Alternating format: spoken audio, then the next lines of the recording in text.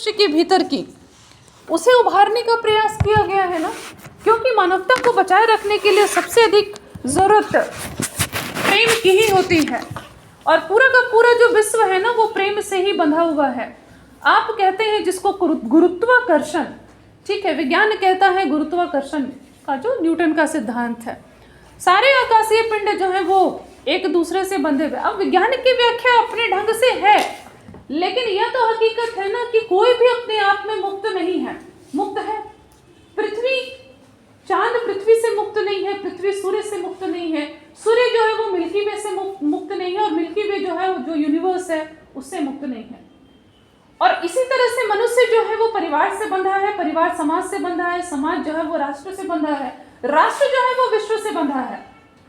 तो ये बात हम भूल जाते हैं। हम सब अपनी पहचान के लिए लड़ते हैं, अपनी जमीन के लिए लड़ते हैं, लेकिन ये भूल जाते हैं कि हर व्यक्ति, हर कण जो है इस धरती का, वो एक दूसरे से जुड़ा हुआ है। अगर विज्ञान में भी जाकर के देखेंगे तो आप देखते नहीं है, आप जितने भी आहार श्रृंखला है वो क्या है, जो आहार श्रृंखला पढ़ते हैं आप लोग फूड चेन साइंस में, वो क्या है, सब एक दूसरे से कनेक्टेड है कि नहीं है। जल चक्र, वायु चक्र, आप जितना साइंस में पढ़ लो ना, साइंस भी यही कहता है, फिलॉसफी भी यही कहती है, साहित्य भी यही कहता है, जीवन का अनुभव भी यही कहता है कि हर तत्व एक दूसरे से जुड़ा हुआ है। और आज के समय में जो हिंसा और जितना विभाजन है, कह रहे हैं ना कि अब कहते हैं कि ग्लोबल विलेज, ये कंसेप्ट जब से आया है तब से अपनी जो आइडेंटिटी है, अपनी अस्मिता की पहचान तो और ज्यादा मजबूत हो गई है ना लोगों की, जिसको आप कहेंगे अभी पोस्ट मॉडर्निज्म। शायद पढ़ा भी होगा आप लोगों ने, पढ़ाया गया है सभी विषय में। पोस्ट मॉडर्निज्म की थ्योरी है, चाहे हिस्ट्री हो, चाहे पॉलिटिकल साइंस हो, चाहे सोशियोलॉजी हो, या फिलॉसफी हो, चाहे आपका इकोनॉमिक्स हो, पोस्ट मॉडर्निज्म करके पढ़ाया गया है कुछ। पोस्ट मॉडर्निज्म थ्योरी जरूर कहीं तो जिक्र आया ही होगा। और पोस्ट मॉडर्निज्म क्या कहता है, पोस्ट मॉडर्निज्म जब से है आया है, अब तो मॉडर्निज्म से भी हम आगे हो गए ना। मॉडर्निज्म मानवता की बात करता था, मॉडर्निज्म समानता की बात करता था, मॉडर्निज्म प्रजातंत्र की बात करता था, बराबरी की बात करता था, मनुष्यता की बात करता था ना। ये थी ना हमारी आधुनिकता। आधुनिकता और क्या थी बताइए, हमारी आधुनिकता यही थी ना। आप कहेंगे आधुनिक युग कैसे आया, तो आधुनिक युग बताइए ना कैसे आया। इसी से ना आया, जब बराबरी की बात, जब हमने सारे चिंतन के केंद्र में मनुष्य को रख दिया, तो पुनर्जागरण आया था। इतिहास में भी पढ़ा होगा, तब पुनर्जागरण आया जब हमने हर विषय को, हर चीज को मनुष्य को केंद्र में रखा और इस मनुष्य के का कल्याण केंद्र में था। और सारे विषय को वैसे ही पढ़ना शुरू किया गया, सारी चीजों को वैसे ही देखना शुरू किया। अब तक जो मनुष्य केंद्र में नहीं था, जो ईश्वर ये देवता केंद्र में थे, उसे विस्थापित करके मनुष्य को केंद्र में लाया गया। और इसका जो कल्याण है या इसकी भलाई है, सबसे प्रमुख उद्देश्य है, ये आधुनिकता है।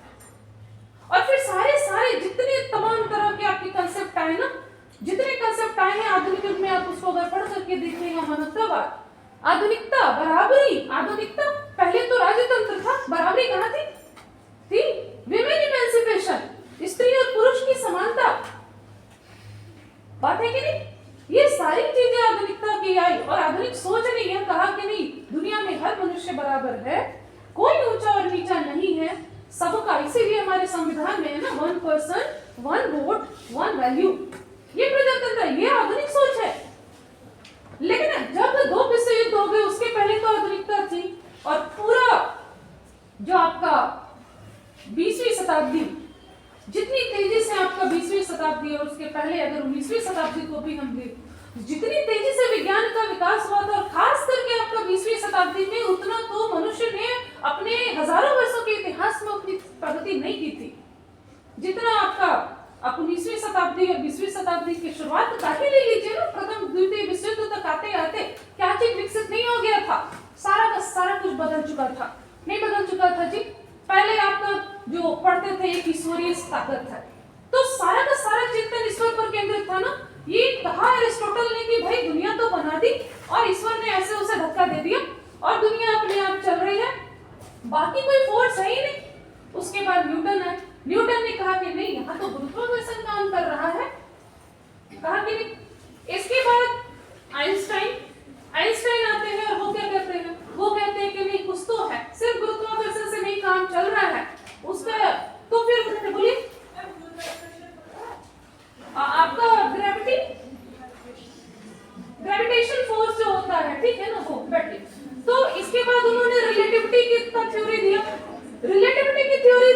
आइंस्टाइन ने, और उसके बाद वहां से आपका क्वांटम स्टार्ट होता है, एटॉमिक एनर्जी, क्वांटम मैकेनिज्म। आज हम लोग ग्रेविटी नहीं पढ़ रहे हैं, इलेक्ट्रोमैग्नेटिक नहीं पढ़ रहे हैं, हम क्या पढ़ रहे हैं, हम क्वांटम मैग्नेट पढ़ रहे हैं। क्वांटम थ्योरी पर अब सब कुछ काम हो रहा है ना। लेकिन सवाल यह है कि यहाँ पहुंचते पहुंचते तो सारी मनुष्यता खत्म हो गई। हमने तो ज्ञान के सारे क्षेत्र, सारी सीमाओं को लांघने की कोशिश में लगे हुए हैं, जो कि कभी नहीं हुआ था। लेकिन मनुष्यता कहाँ गई मनुष्यता? तो ऐसे समय में जब हम कहते हैं कि विज्ञान इतना आगे बढ़ चुका है और अब तो पूरे इवोल्यूशन की प्रक्रिया को ही बदलने की तैयारी सब हो रही है, क्या नहीं हो रही है? लेकिन सवाल यह है कि मनुष्य के पूरे जेनेटिक को आप बदल दो, अगर उसके पूरे डीएनए के स्ट्रक्चर को भी बदल दो, तो क्या वो जो सुपर मैन जिसको बोलते हैं ना, महामानव बन पाएगा?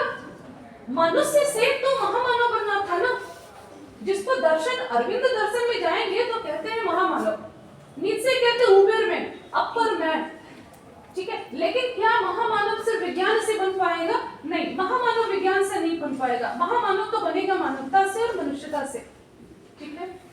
मानवता और मनुष्यता आएंगे तभी महामानव बन पाएंगे, ऐसे तो नहीं बन पाएंगे, चाहे कितना भी विज्ञान आपके हाथ में आ जाए। लेकिन मनुष्य यहाँ पर आकर के, वर्तमान युग में आकर के मनुष्य धीरे धीरे जब विज्ञान के इतने चरम पर, तो उसका अहंकार टूट रहा है। उसका अहंकार टूट रहा है क्योंकि उसके पास तो पहले कम पावर का टेलीस्कोप था। धीरे धीरे करके जब उसने अपने उपकरण और ज्यादा किए, तब उसके तो होश उड़ गए। उसे लगा पाया हमने क्या? अभी भी नहीं पता है। यूनिवर्स तो लगातार एक्सपैंड हो रहा है। और एक बात बताइए, क्या बिना एनर्जी के एक्सपैंड होता है? कहते हैं 70% अभी डार्क एनर्जी है, और हम पेट्रोल के लिए लड़ रहे हैं यहाँ पर। अरे 70% डार्क एनर्जी है, जिसको खोजते रह जाएगा, पीढ़ियां गुजर जाएगी, लेकिन प्रकृति को नहीं जीत पाएंगे। तो ये वह जो है ना कि प्रकृति को जीत लेंगे, नहीं, अभी भी डार्क मैटर नहीं समझ में आया है, डार्क एनर्जी नहीं समझ में आ रही है, नहीं समझ में आ रहा है। समझ गए ना? क्वांटम मैकेनिज्म से भी थ्योरी सोल्व नहीं हो पा रही है, और अभी भी मनुष्य इलेक्ट्रॉन, प्रोटॉन, न्यूट्रॉन और फोटॉन से आगे बढ़ पा रहा है, कोशिश में लगा हुआ है, कोशिश में लगा हुआ है, समझ रहे हैं ना? और प्रकृति एक चुनौती के रूप में खड़ी है। इसलिए ये कहना कि मनुष्यता की रक्षा हो जाएगी विज्ञान से, नहीं। अगर विज्ञान को कर पाना होता तो आज 2 विश्व युद्धों के बाद भी ये लड़ाई नहीं चल रही होती कि हमारे पास इतने परमाणु हथियार है, तुम मत बनाओ, तुम मत बनाओ, तुम मत बनाओ। हजारों हथियार है ना जी। अमेरिका के पास, रशिया के पास, इन लोग के पास तो 5000 से ऊपर होंगे परमाणु हथियार। इंडिया के पास भी 100 से ऊपर है, ऐसा नहीं है कि कम है, समझ रहे हैं? छोटे छोटे देश भी बना रहे हैं। तो क्या विज्ञान से मानवता नहीं? मानवता तो जब भी स्थापित होगी वो प्रेम से ही स्थापित होगी, क्योंकि प्रेम सबसे बड़ी ताकत होती है। जिसको अब हम लोग खोज रहे हैं ना, वो एनर्जी क्या है? वास्तव में तो प्रेम की ही एनर्जी है, प्रेम की ही ऊर्जा है ना। और ये तब हो पाएगा जबकि हम इस सत्य को समझेंगे। इस सत्य को अगर हम समझेंगे ना, तभी हम समझ पाएंगे, ठीक है? तो यह जो कविता है, हालांकि तो काफी पहले लिखी गई है, लेकिन अब यह है कि एक समय में जबकि शांति के जितने प्रतीक है ना, वो सबके सब विस्थापित कर दिए जा रहे हैं, ठीक है? एक उग्रता को अभी जो बोलते हैं, मैंने जो कहा ना महामानव, जैसे इस कविता में हमने पढ़ा गांधी महामानव है, गांधी महामानव है, महामानव रूप में ही ना उनको स्थापित किया गया है कि उनमें ऐसे गुण है जो आइंस्टाइन ने कहा कि अगर कोई बात की पीढ़ियां जब पढ़ेंगी, सुनेंगी, तो उन्हें विश्वास नहीं होगा कि हार्ड मास का ऐसा कोई मनुष्य धरती पर था। विश्वास करना नामुमकिन हो जाएगा। तो हार्ड मास का ऐसा मनुष्य महामानव कैसे बनता है? महामानव तो जो आत्मा की ताकत है उससे ही न बना, आत्मा की ताकत थी उससे बना। तो इस कविता को अभी भी पढ़ाने का उद्देश्य या लिखने का उद्देश्य यह था कि जो विज्ञान मनुष्य को लगातार स्वार्थी बनाता चला जा रहा है। जब हम भारत की आजादी की बात करते हैं, उस समय आप देखेंगे कि पूरे विश्व में उपनिवेशों में आजादी के लिए संघर्ष चल रहा था, और वो संघर्ष इसलिए चल रहा था क्योंकि एक बड़ी आबादी एशिया की और अफ्रीका की, इन पर बड़ी इनके साथ क्रूरता की गई थी, ठीक है? क्रूरता की गई थी, और उपनिवेशों के फिर वहां दौर शुरू हो रहा था। और वैसे समय में जब गांधी की मृत्यु होती है, तब ये जो कविता उनके पहले मृत्यु के पहले और उनके मृत्यु के बाद के दोनों समय को लेकर के कुछ समय के अंतराल में जब ये कविता लिखी गई, तो इस कविता को लिखने के पीछे दिनकर का यही मकसद था, इसी संदेश को प्रेरित करना चाहते थे। क्योंकि भले ही आजादी के लिए बड़े प्रयास हुए और लोगों ने अपनी कुर्बानियां दी और गांधी जी ने एक नया जो प्रयोग किया वो सफल रहा था, उसे हम असफल नहीं कहेंगे, ठीक है ना, उसे हम असफल नहीं कहेंगे, क्योंकि वो बिना खड़ग और बिना ढाल के साबरमती के संत ने कमाल तो किया ही था। लेकिन बावजूद इसके उसके बाद जो हिंसा और उसके पहले आजादी के मिलने के पहले संधि काल में जो हिंसा, जो खून खराबा जो चल रहा था, वो कोई अच्छा संकेत नहीं था। और ये मालूम था, दिनकर को भी ये मालूम था, और जो भी दूरदर्शी होते हैं, चाहे दार्शनिक हो, चाहे कवि हो, चाहे लेखक हो, चाहे राजनीतिज्ञ हो, जो भी दूरदर्शी होते हैं और जिनका अंतिम उद्देश्य मनुष्यता होती है, वो ये जानते हैं कि सही रास्ता क्या होता है और पूरी कोशिश करते हैं कि हम अपने लेखन से, हम अपने दर्शन से, हम अपने ज्ञान से, हम अपनी खोज से, हम अपने शोध से पूरी मनुष्यता को एक सही दिशा दिखा सकें। तो यह छोटी सी ही कविता की पुस्तक है, लेकिन इसका पूरा का पूरा उद्देश्य यही है कि मनुष्यता की जो परिभाषा लोग भूलते चले जा रहे हैं, उसे याद दिलाने की। जो लोग बढ़ते चले जा रहे हैं, आज जो मैंने कहा कि एक भले लोकल को वोकल की बात होती है कि लोकल को वोकल करना है, लेकिन लोकल भी जा करके आप देखते हैं कि कितना संकुचित हो जाता है। संकुचित नहीं हो जाता है अपने देश के भीतर ही, हम बिहारी हैं, वो बंगाली है, वो महाराष्ट्र मराठी है, यहाँ का आएगा तो उसे मार के भगाओ, वहां का आएगा तो इसे मार के भगाओ। अरे अपने देश के भीतर हो रही है कि नहीं हो रही है? अपने देश के भीतर हो रहा है तो ये सिर्फ उटंबल से व्यक्ति आगे बढ़ेगा। फिर राष्ट्र के स्तर पर भी वही सिर्फ उटंबल चल रही है कि नहीं चल रही है? एशिया के देश से हम सब एकजुट हो जाए, यूरोप वाले अब हम सब एकजुट हो जाए, अमेरिका के खिलाफ यूरोप अब एकजुट हो रहा है कि नहीं? इधर इंडिया को अमेरिका बुला रहा है, आओ भाई क्वाड में शामिल हो जाओ, सिंगापुर बुला रहा है, फिलीपींस बुला रहा है, आओ चाइना के खिलाफ हमारे, तो गुट बना देने से नहीं हो जाएगा ना, नाटो बना दो, स्क्वाड बना दो, सब कुछ बना दो, इतने बना दो संगठन, शांति आ जाएगी? शांति नहीं आएगी, शांति तो आएगी नहीं। और लोग ऐसे हैं कि शांति को आने देंगे भी नहीं, ऐसे है ना। अभी आप देखिए विश्व में अभी के समय में क्यों ऐसी कविताओं की जरूरत है, जितनी बड़े बड़े देश हैं, आप देखिए वहां पर जो कहते हैं ना उग्र विचारधारा, दक्षिणपंथी विचारधारा, कट्टर विचारधारा, वैसे विचारधारा की सरकारें बन रही है ना। और वहां से यही बात उठती है कि मतलब मैं प्रथम ना, लेकिन मैं प्रथम में क्या साथ चल सकते हैं? वो मोदी जी ने अभी इंटरव्यू दिया ना, वो पॉडकास्ट में देखा, एक पॉडकास्ट है जो अमेरिका के यूट्यूबर है उनका, देखा तो मोदी जी ने उसमें कहा है ना कि भाई मैं ट्रम्प जो है उनके लिए अमेरिका फर्स्ट है, मेरे लिए इंडिया फर्स्ट है, बट हम लोग साथ हैं। पॉसिबल नहीं है। कैसे पॉसिबल है बता दो? जब उनके लिए अमेरिका फर्स्ट होगा तो आपके तो हित मारे जाएंगे, आप उनके साथ कैसे जाएंगे? और आपके लिए इंडिया फर्स्ट है तो अमेरिका के हित मारे जाएंगे कि नहीं जाएंगे? होंगे कि नहीं होंगे? ये कहने की बात है खाली इंटरव्यू में आप तो कह दो, लेकिन जब तक ये भावना रहेगी कि मैं प्रथम, हम फर्स्ट, हम जहां से खड़े होंगे लाइन वहीं से शुरू होगी, तो इतना जान लीजिए कि हर आदमी वहीं खड़ा होना चाहता है जहां से लाइन शुरू हो, कोई दूसरे नंबर पे नहीं खड़ा होना चाहता है, समझ गए? तो अगर ऐसी प्रतिद्वंदिता चलेगी तो दिक्कत होगी।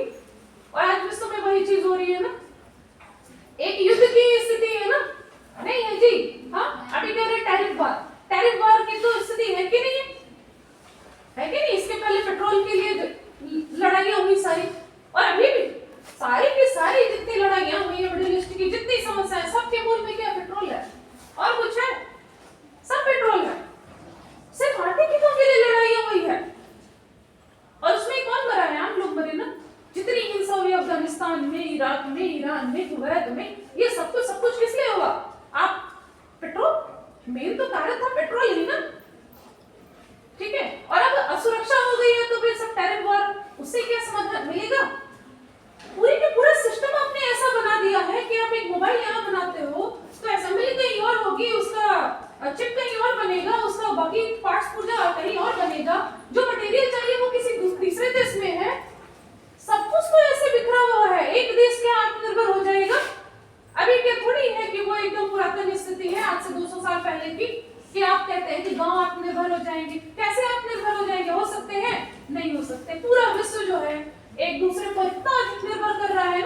बात ही बेमानी है, ये बात ही बेकार है। इसलिए भी ऐसी कविताओं की जरूरत है जो कि ये बताए कि नहीं, सबसे बड़ी चीज होती है मनुष्यता। और अगर विकास की बात करें तो भाई हम प्रथम और हम प्रथम और हम फर्स्ट और हम फर्स्ट, ऐसे नहीं होगा। ये तो होगा कि सब मिलकर के साथ चले और विश्व का कल्याण उसी से होगा। इसलिए वास्तव में जो कहते हैं ना कि ग्लोबल विलेज हो गया, नहीं, ग्लोबल विलेज तो बना नहीं है, बल्कि हुआ ये है कि हर व्यक्ति एक अलग अलग टापू बन गया है। और वो टापू है तो वो टापू से अलग ही रहेगा ना। टापू समझते हैं ना, आइलैंड जो बन जाता है, चारों ओर पानी, आप उसमें अकेले पड़े हुए, तो आइलैंड बनने से तो अभी काम नहीं चलेगा। इसलिए जो ये दर्शन इस कविता के माध्यम से दिल करने दिया, और गांधी के रूप में एक ऐसा व्यक्तित्व उन्होंने खड़ा किया, उन्होंने एक ऐसा व्यक्तित्व खड़ा किया जिससे प्रेरणा लिया जा सकता है, जो यह संकेत करते हैं, जो ये संदेश देते हैं, जिनके व्यक्तित्व को अगर हम सच में अमल करें या जिनके सिद्धांतों को सच में हम पालन करें, तो निश्चित तौर पर हमारे मन के भीतर जितने भी स्वार्थ के मोटे पर्दे पड़े हैं ना, सब उतर जाएंगे। क्योंकि अगर आपके भीतर से झूठ निकल गया, हिंसा निकल गई, स्वार्थ निकल गया, त्याग आ गया, सहनशीलता आ गई, अहिंसा आ गई, सत्य आ गया, तो आप बताइए ना, सुधारने के लिए किस चीज की जरूरत पड़ेगी? जरूरत पड़ेगी किसी चीज की जरूरत पड़ेगी? नहीं, किसी चीज की जरूरत नहीं पड़ेगी। ठीक है, हम जितने सभ्य होते गए हम उतने ही स्वार्थी होते चले गए हैं। जो देश जितना विकसित होता गया है वो देश उतना ही ज्यादा स्वार्थी होता चला गया है। ठीक है, इसीलिए कहते हैं कि जो जिनको हम कहते हैं कि बड़े पिछड़े हुए लोग हैं, आदिवासी अभी भी जो जंगलों में रह रहे हैं ना, वो नहीं आना चाहते हैं, लोगों से नहीं मिलना चाहते हैं। इसको कहते हैं विलफुल आइसोलेशन। विलफुल आइसोलेशन कि नहीं, हम अकेले ही रहेंगे। क्यों? क्योंकि आपके लिए सभ्यता की परिभाषा है ना, आपके लिए सभ्यता की परिभाषा है कि आप कितना अच्छा पहनते हैं, कितना अच्छा खाते हैं, कितने ज्यादा गैजेट्स यूज करते हैं, कितना पेट्रोल खर्च करते हैं, कितनी बिजली जलाते हैं, तो आप समृद्ध हैं। देश में तो वही होता है ना। भारत की तुलना में अगर हम अमेरिका का बोले तो कितना एनर्जी कंजम्पशन है। इंडिया के एवरेज आदमी 4 से 5 किलो मीट खाता है और अमेरिका में 40 से 50 किलो खाता है। देखिएगा पढ़ करके, उतना उनका मीट का कंजम्पशन है। और आपको मालूम है कि फिर उसमें कार्बन डाइऑक्साइड से सीधा जुड़ा है कि नहीं, ग्लोबल वार्मिंग से सीधा जुड़ा है कि पेट्रोल की बात करते, छोड़िए ना पेट्रोल की बात, ये सारी बातें कहिए, है कि नहीं है? बताइए, ऐसे क्या होगा? नहीं ना होगा, ऐसे तो नहीं होगा। लेकिन जिम्मेदारी तो नहीं लेंगे। सारे जितने क्लाइमेट पेरिस और क्योटो, सारे जितनी संधियां थी, सबसे तो अमेरिका बाहर हो गया है, WHO से बाहर, UNO से बाहर, सबसे बाहर हो जाओगे। जिम्मेदारी कुछ नहीं लेंगे, लेकिन सबसे अधिक मौज करेंगे। बाकी कहेंगे कि तुम लोग तो गरीब देश हो, तुम ही लोग जनसंख्या बढ़ाते हो और उसके बाद तुम लोग प्रदूषण फैलाते हो। ऐसे बोल देने से थोड़ी होता है। पर कैपिटा आपका कितना कंजम्पशन है ये देखो, और पर कैपिटा हमारा कितना कंजम्पशन है ये देखो। जिम्मेदारी तो उस आधार पर तय होगी ना, कि ऐसे तय होगी कि जिसकी लाठी उसकी भैंस, ऐसे तो नहीं ना होगा। लेकिन दुनिया में तो ये चल रहा है, अभी तो यही चल रहा है, ये सब कुछ चल रहा है, लेकिन कब तक चलेगा? अंततः तो लोग टकराएंगे ही ना, कि नहीं टकराएंगे? और जब टकराएंगे तो मुझे लगता है कि वो जो भविष्यवाणी थी ना, पता नहीं किसने कहा था कि तीसरा विश्व युद्ध जो है ना, वो चौथा विश्व युद्ध जो होगा, वो जानते हैं वो लोग लकड़ियों से लड़ेंगे, लकड़ी से, पत्थर से लड़ेंगे, पत्थर से लड़ा जाएगा चौथा विश्व युद्ध। क्यों? क्योंकि तीसरे विश्व युद्ध के बाद कुछ बचेगा? बचेगा जी? नहीं, तो फिर चौथा विश्व युद्ध तो भाई पत्थरों से ही लोग लड़ेंगे।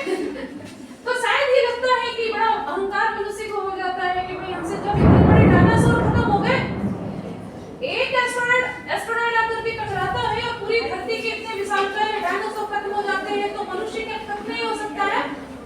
एकदम हो सकता है। लेकिन मनुष्य को अहंकार है, ठीक है, मनुष्य को अहंकार है कि हमारे जैसा कोई नहीं है। ठीक है, ऐसे समय में जबकि पूरी मनुष्यता अहंकार से भरी हुई है, ऐसे समय में जो हर देश अहंकार से भरा हुआ है, एक अंधी दौड़ नहीं है जी, आगे निकलने की अंधी दौड़, आगे निकलने की अंधी दौड़ सारे देशों में है, ये होड़ मची हुई है। ठीक है, रुक जाइए, आपको बिना घंटी लगे निकाल देंगे ना, तो फिर सुनना पड़ेगा। क्या स्टेशन जाना है? अरे 2 मिनट जाइए, आपको स्टेशन जाना है, लेकिन बैठिए, घंटी के बिना लगे नहीं निकाल सकते हैं। फिर हो जाएगा कि क्लास खत्म नहीं होते निकाल देते हैं। समझ रहे हैं ना? बहुत सारी क्या उसको बोलेंगे, बंधनों के बीच हम लोग भी यह काम करते हैं। ठीक है, कुछ लोगों के भीतर ज्यादा